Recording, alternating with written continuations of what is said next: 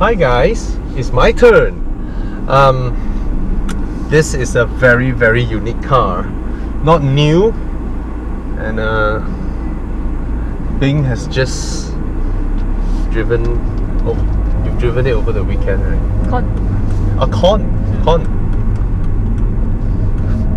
But you pass to me again, ma. Now all my cars are given by Bing, right?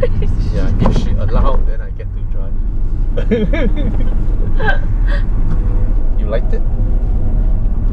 It's an eccentric car. Special. But I like this type of cars because you know there are a lot of cars which are this is a good car and majority of the people 90% indeed 95% good car, nice car, blah blah blah. But this is the type of car where you don't know what each car reviewer will say about it. Okay, that's very true. Never thought about it this way. Yes. I remember I love this car, the interior and all that. I remember I came in and then I touched everything. I think I said something like, wow, this is... I remember I watched your video. Yeah, oh, you watched my video? Yeah. It's just a walk around video, yeah, right? It's a walk around video. Just now we counted all the buttons on the dashboard, on top here, the rear windows and all that. Take a guess.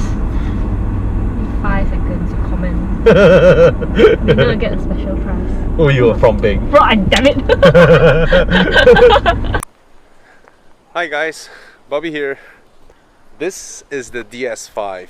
I know it was the Citroen DS5, but then Citroen decided that, hey, we made the DS5 so luxurious, so beautiful, maybe it's time to launch DS into a brand by itself.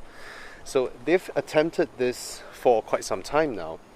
Let me turn you guys around. They have actually attempted this for quite some time now. They have the DS5, they have the DS4. They were thinking of separating the DS range with their regular C range. So you have a C4 and a DS4, and then a C5 and a DS5. So the C5 is actually their Passat competitor back in, quite a number of years ago. And then this was their crazy creation. And I have to admit, I love this car. I love car makers making stuffs like that. Now, what is this? Is this a hatchback? Is this a sedan? Is this a crossover? It is none of that. Okay, look at it from the sides. This is something very different. Look at the profile. This is exactly what current car makers, when they embark on electric cars, they were imagining the future of how cars should be, utilitarian, beautiful, sleek, and then they begin to draw something that looks like that, right? A 4-seater or 5-seater Grand Tourer sort of family car with sleek styling. It's beautiful. Well, Citroen designed this almost 10 years ago. This debuted in the market in 2011, and after a few years, they received quite a number of fanfare. I have to be honest, this is a very daring attempt, and I like it from day one. So let's look at it. DS as a brand by itself. Okay, so DS was made famous by the old Citroen DS, right? People call that one of the most remarkable engineered cars in the automotive history. Anyway, new grille, okay, new badge. This is the DS badge, okay, the D and the S, and then they sort of want to make this into their brand identity. Okay, you see this pattern repeated everywhere. Okay, and then the headlights look like jewel. This is their attempt to make a, sort of like a premium car, but I don't think it is in its attempt to be luxurious or wafty, but it is something special. Now the side air intakes, they are real. Look at that. You can see the tires from here, the LEDs over there. You have some very uniquely shaped bonnets. Look at that, which have these lines. This is pearl white, a very nice color, and of course the whole front end is dominated by this chrome bar that extends from the base of the, is that an A pillar? If this is the A pillar, what is that? Basically, they split the A pillar into two thinner pillars, and then they have this little window over here. And I like it. I really do like it. And this is not just for style, because it is very, very practical as well. I can see very, very nicely from the driver's seat. Okay, these lines over here, look at that, very unique as well. And then the roof, look at that. Okay, so this is a huge D pillar at the back, but I can tell you now that it's really special, because you look at all this, like, oh, this is going to block my view, this is going to block my view. Well, some might say so, some might not. Look at that. Very tiny rear windscreen, right? But then here you have a huge one, and that's a spoiler. Very unique. That's the DS badge over here. I call it DS5. Okay, the boot opening is here. And it's not small, mind you. This is properly sized. This is larger than quite a number of cars. Larger than CX-3, larger than XV, larger than quite a few. But it matches that of a small D segment sedan. Okay, the non-high-end speakers in here, some hook points. That's about it. Some metal scuff plates, pretty nice. Some people like this, some people don't. You know, you need to bring your luggage up and it drops in, and then you can fold the seats flat. But you have to move the seat base. You actually have to drop the seat base over here to move this fully flat. Okay, I'll go in the rear seats first. That is my driving position. Now, this car was launched back in, oh dear, it's pretty dark in here. Let me start the car. I need the aircon anyway. Might as well, I'll just go to the front. Cheater. Okay, look at the door panel. The non-speakers, very nice. This looks like soft touch. It's not. This looks like soft touch. It is. Metal door handles, feels really, really good. And this handle, okay, this is sort of like those satin chrome, but then they have some patterns built in, so it feels really nice to the touch. Now there are some molding lines there, but it's okay. So you can hear a little bit of that sound when you press both of them. Anyway, leather, white stitching, and even here the cup holder has a satin chrome finishing there. Premium. Okay, look at the start button. It's not a round button, and it pauses when you come in. Now you will notice the clock. Yes, specifically designed by Citroen. Under bright sunlight it's not very legible, but it feels nice because the glass actually has some cutting to it. I like what I see in this cabin 8 years ago or 7 years ago. I still like it now. This is one of the most original cabin ever. Now, it is 2018, so when you compare this to the new 3008, 5008 or the new Peugeot 508, this is no longer something to be shouted up upon, right? But think about 2011. That is the era of Sirocco's, Golf Mark 6, okay, the Passat B7. None of them have this level of finish. In fact, after this car came out, then you see the Peugeot 508, or they were about the same era, you know. Very good fit and finish, fantastic choice of materials. This is the era where the French were trying to go German with their build, but they retained their design flair, their unique styling flair. Now, where do I begin? Frameless rear view mirrors, okay, is no longer special nowadays, okay, and then you have heads-up display.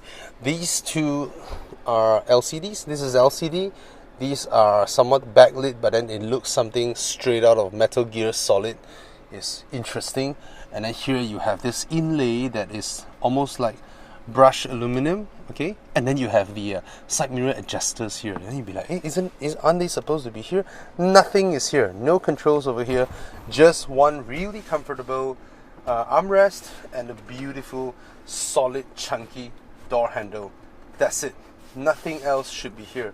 I like this sometimes, you know, because I know some reviewers were saying, oh, there were so many buttons out here, I can't find anything. You know, the guy from Car Buyer, that butler or butcher or whatever, you know, bachelor. Come on, man. If the buttons are out here, you can't find it. That's because you are reviewing it. It's your first day into the car. If you're a customer, you bought the car, you explore it. By the third day, you would have known everything in there and you can immediately reach them. You don't need to go through the infotainment system. So I never agree with car reviewers that say that, oh, you can't find anything. And then they put on a dramatic face and you know, well, the Brits generally do that to French cars. You know, they just have something against the French. So they like to do that. Now, this controls the up and down and shutting off. This is only left and right. This is a design error because this thing looks like you want to push it up and down and you might break it. Actually, this one up and down. Alright. Leather over here, the heads-up display. You can use a button to control it up and down. Now, okay, let me first open the sunroof. Now, this car is crazy. I have one. Look at that. And this is just for the driver. Look at that. The passenger side is still closed. You have another button for that. Brilliant, right? You want the sun, your wife doesn't want it. And what about the back? The kids might be sleeping. So, you have that. And then you have the third button. Alright? Look at that. Lovely, isn't it? Okay? Each one has their own. Not only that, look at this. Most of the time, most cars will give you one sunglass holder, right? Why one when you can have two? Look at that. And it's carpeted in there. Very, very nice. Very, very brilliant use of space. It's almost like the airplane overhead bin, right? That's their design concept. Another thing that I really, really like is, in order to maintain a cohesive aesthetics of the buttons, right? These buttons are designed so that you can feel the metal molding here and the plastic buttons. They only go one way, you see, like that or like that. So, in order to have the buttons control the heads-up display, you need to have separate buttons for separate stuffs. Let me show you. First, this is on-off. Okay, I'm going to press the middle button and that will shut down the heads-up display, and the whole thing goes in. Oh, sorry.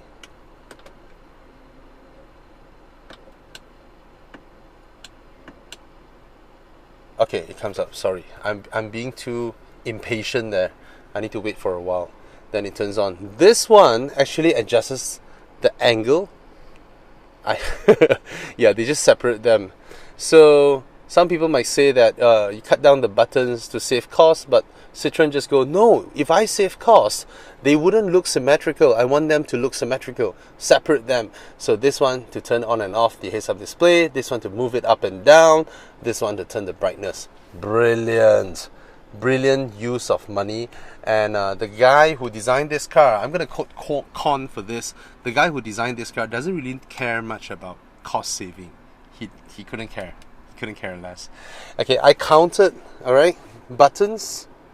Alright, there are 68 buttons all over the car, including every little small one, including the seat adjusters, all these things that control something. There are 68 of them. I especially find this amazing. This is metal. Okay, it feels like metal, and then it's very nice to turn it to hold. However, you have 1, 2, 3 made of this material. The fourth, this is plastic. Same design. This is for the sound system. Okay, I have no idea why this is not finished in this quality, and I can see this gap here, so that means this is removable or interchangeable if you spec the car differently. Okay, like all French cars, you have, oh, nice touch there, that's DS design, but you have the fuse box over there, so the glove box is practically too small to use for big stuff. Okay, and but it's nice, it's covered in high quality felt, those who feel very thick, those that feel very thick. Now we no longer get the I'm not sure whether it's a specs or what. You know, the seats actually, they have the watch strap kind of design, but this is not too bad either. Okay, and you have satin chrome material over here again. Very, very nice cabin. Now here, every window button is over here. Okay, and they feel so good to the touch. However, in the pursuit of aesthetics, there are no cup holders here. None.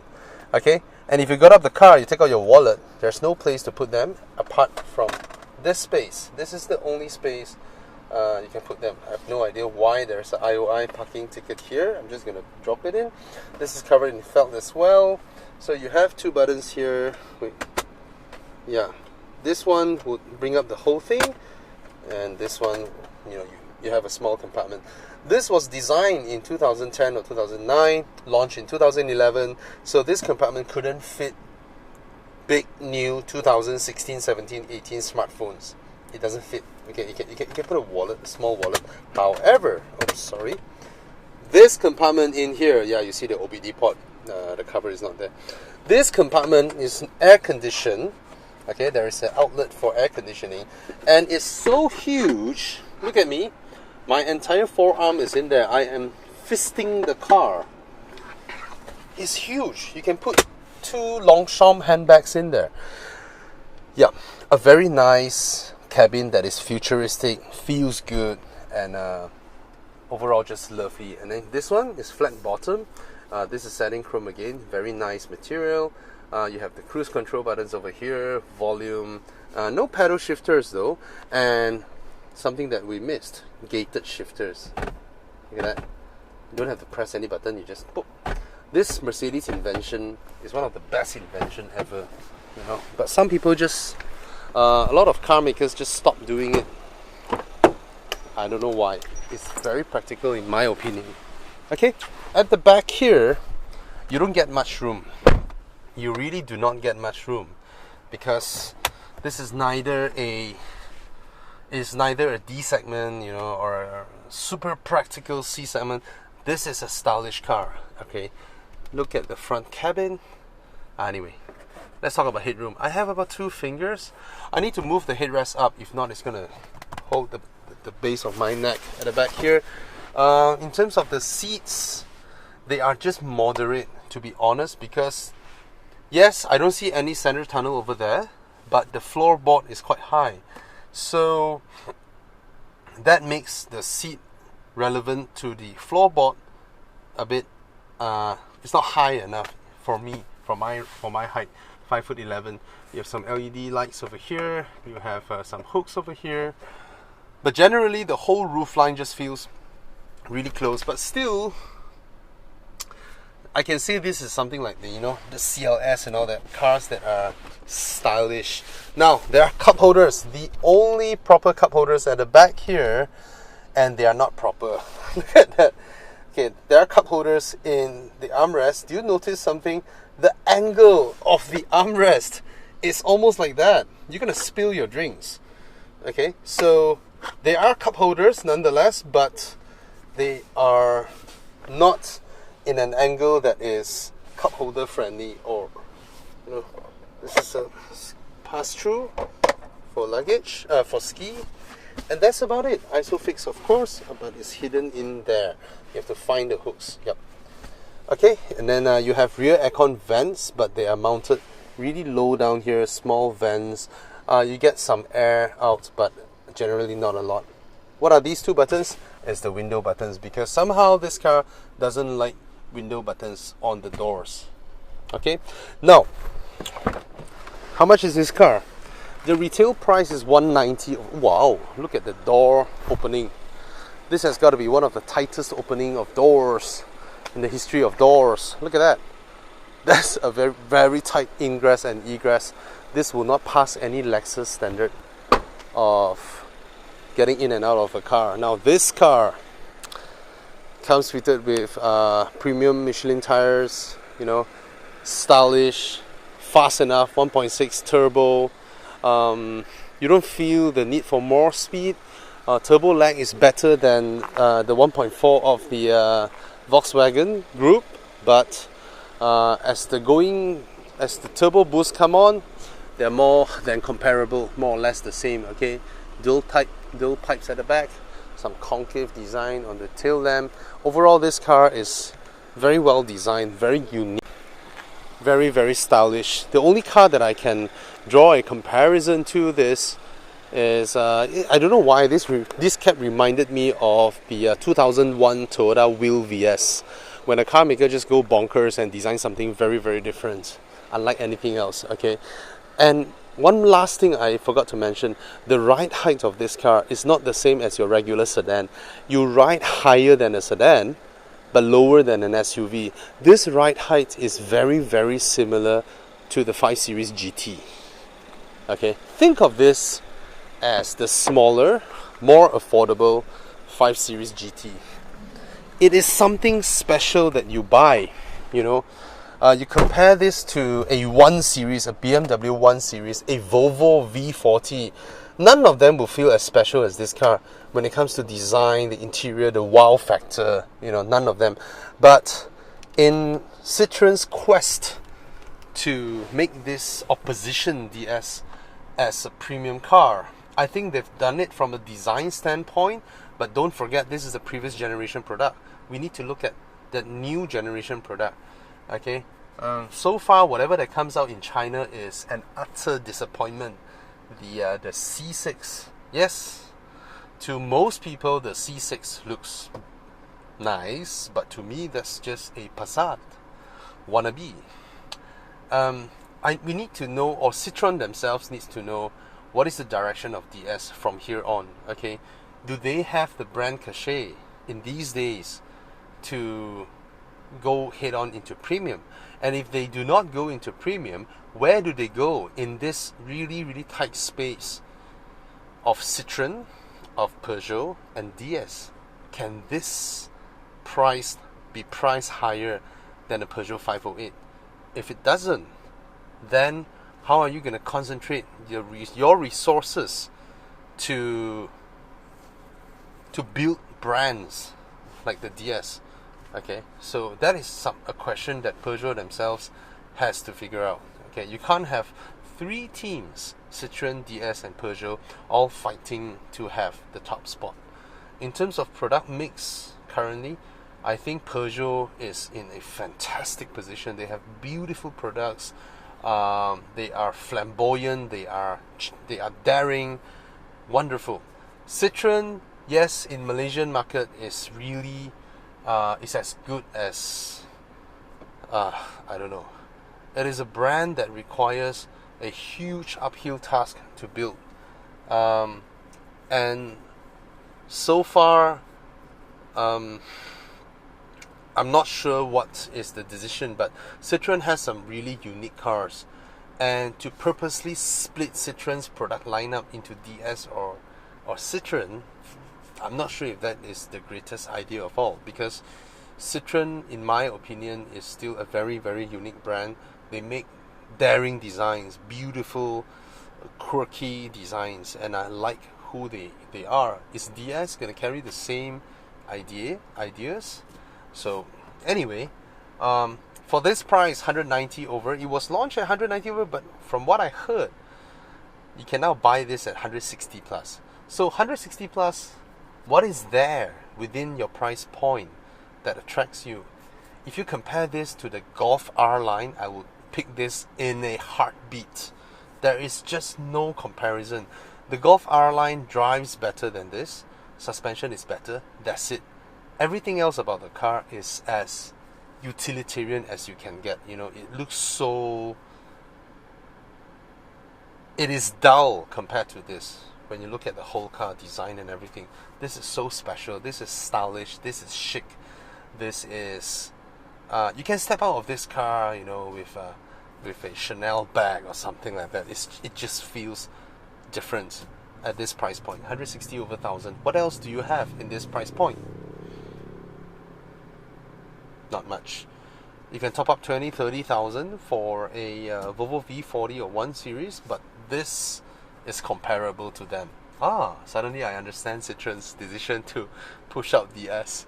Maybe it is to occupy the gap of low-end premium brands and higher spec mass market European brands. Yeah. Still a good car. Still something that I like seeing. What, you know, I park this car and I look at this car from afar and I see people linger around it. That is something special that your Golf wouldn't get. Even your Golf R wouldn't get. Cheers. In hours like these, where the sun is glaring, I am able to do this with this car. I can close my sunroof. Thank you. I can close just my part of the sunroof, and I can even close the one behind. Check it out.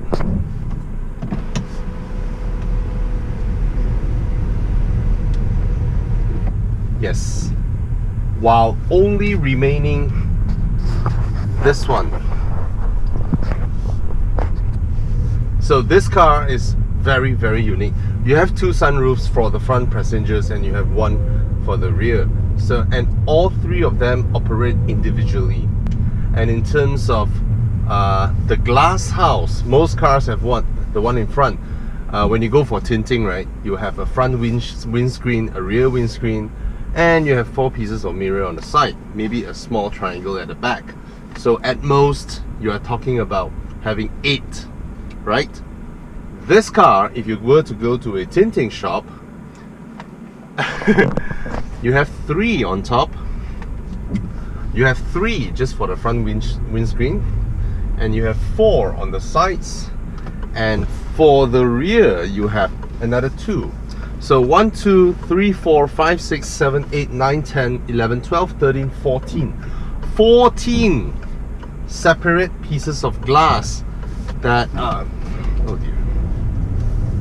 14 separate pieces of glass that the tinting guy would have to deal with. Power is respectable and enough. I wouldn't say it's super fast. It's not. So you sort of understand this car now. When it comes to handling, when it comes to suspension dynamics, when it comes to driving dynamics, performance, drivetrain and all this, right? It is all just average, right? A 1 Series in tollgate roads would leave this in the dust. On a straight road, the V40 would leave this in the dust, right? But this car handles slightly better than the V40 and slightly more powerful than the 1 Series. So that's how I would look at this car. And it feels as though it is 10 years. I mean, the design looks 10 years in the future when you park next to a Golf Mark 7. Even though the tech features might not be, but it's alright. It is a car that I would say, as a family car, it is both stylish, practical, and reasonably flamboyant. The interior looks like something that a Lamborghini designer would indulge himself in. It's like, oh, I want the buttons to look like that, you know, stuffs to look like this. I want a split A-pillar, I want a split tailgate, you know, things like that. A windscreen, rear windscreen, split rear windscreen. So at 190k, I'm not sure. 190k was the previous selling price of this car before the promos came in and all that. At 190k, the Passat 1.8 is a very, very good. Oh, the Passat 1.8 is not even that price. The Passat 1.8 is cheaper than this car, but it doesn't come with all these bells and whistles, right? But that car is very, very accomplished. But the same way that a Camry is accomplished, the Passat just feels very, very business-like, while this one has style, you know, suave style. Full acceleration, some turbo lags. The tires are not bad, not bad. I wonder what tires it has. Not bad.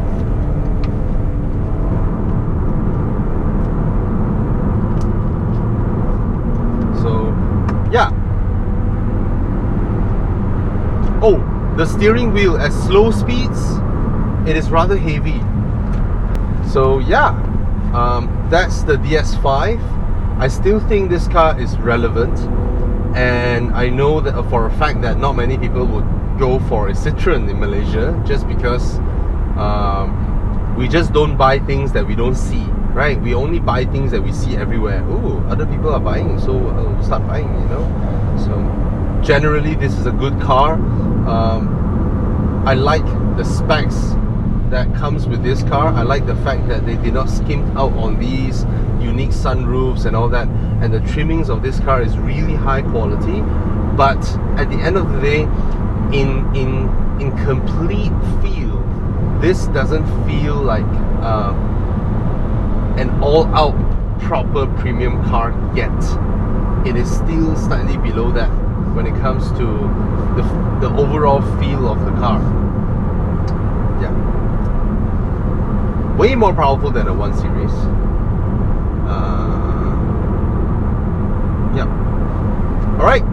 Cheers, guys. Why I say that this car is, I mean, the overall feel of this car is still not quite up to what it feels like a proper premium car, is because, first of all, if you want to be a Volvo V40, which does comforts really, really well, it's extremely comfortable, soundproofing is extremely good, straight line cruising is extremely good, and then you have premium car levels of performance, then so be it. You go all the way comfort, right? And straight line bombing. If you want to be performance oriented or dynamics, driving dynamics, like a 1 Series, then this car, the handling of this car is not exactly within the realms of that either. In fact, like I said just now, it is not even the levels of the Ford Focus or the Golf Mark 7, okay? So what this car feels like is very similar to, you know, I think you guys have watched a lot of CLA 200 reviews, right? It's about there. Maybe better, maybe in terms of comfort, in terms of handling, it is slightly better than a CLA 200, but it's not too far from that. You know, a lot of people, when they drive the CLA 200, they just like, you know, it's not, it doesn't feel like a premium car, how a premium car should be. So it just doesn't feel that way. But this is better. This is slightly better than the CLA 200, to be honest. In terms of drivetrain, in terms of transmission pairing, in terms of comfort, it is slightly better still. But this car is not selling at 220 or 230,000 either, right? It is selling at where it is supposed to be. In fact, I think the selling price is slightly below what this car offers. So that's why I said this is a worth buying car, and it feels very special. No one's gonna look at your 3 Series, no one's gonna look at your C-Class, no. And no one's gonna notice your Audi A4 either. But this guy here is special. It is special. You park the car, people will look at it, will glance at it, you know, it just is pretty to look at. And that is a nice feeling, right? So, yeah, cheers.